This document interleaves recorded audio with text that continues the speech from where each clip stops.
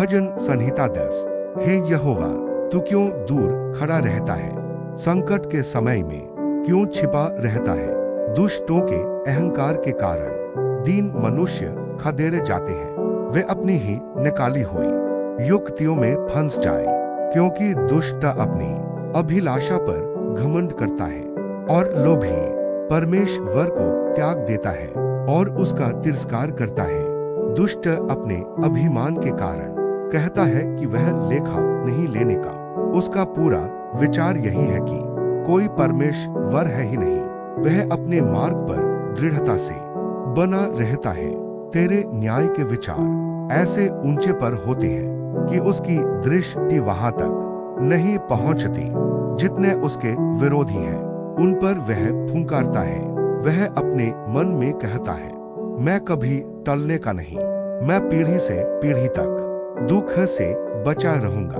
उसका मुंह शाप और छल और अंधेर से भरा है। उत्पात और अनर्थ की बातें उसके मुंह में है।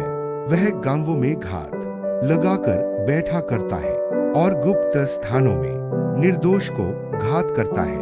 उसकी आंखें लाचार की घात में लगी रहती हैं। जैसा सिंह अपनी झाड़ी में, वैसा ही वह भी छिपकर घात में बैठा करता है। वह दीन को पकड़ने के लिए घात लगाए रहता है। वह दीन को अपने जाल में फंसाकर घसीट लाता है, तब उसे पकड़ लेता है।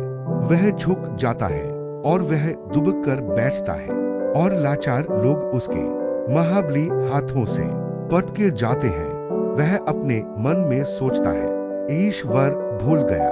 वह अपना मुंह छिपाता है, वह कभी नहीं देखेगा। उठ हे यहोवा, हे ईश्वर, अपना हाथ बढ़ा और दीनों को न भूल। परमेश्वर को दुष्टा क्यों तुच्छ जानता है और अपने मन में कहता है, तू लेखा न लेगा। तूने देख लिया है, क्योंकि तू उत्पात और उत्पीड़न पर दृष्टि रखता है, ताकि उसका पलटा अपने हाथ में रखे। लाचार अपने को तेरे हाथ में सौंपता है। अनाथों का तू ही सहायक रहा है। दुष्ट की भुजा को तोड़ जाल और दुर्जन की दुष्टता को ढूंढ ढूंढ कर निकाल, जब तक कि सब उसमें से दूर न हो जाए। यहोवा अनंत काल के लिए महाराजा है। उसके देश में से जाति जाति के लोग नष्ट हो गए हैं। हे यहोवा, तूने नम्र लोगों की अभिलाषा सुनी है। तू उनका मन तैयार करेगा। तू कान लगाकर सुनेगा कि अनाथ और पिसे हुए का न्याय करे।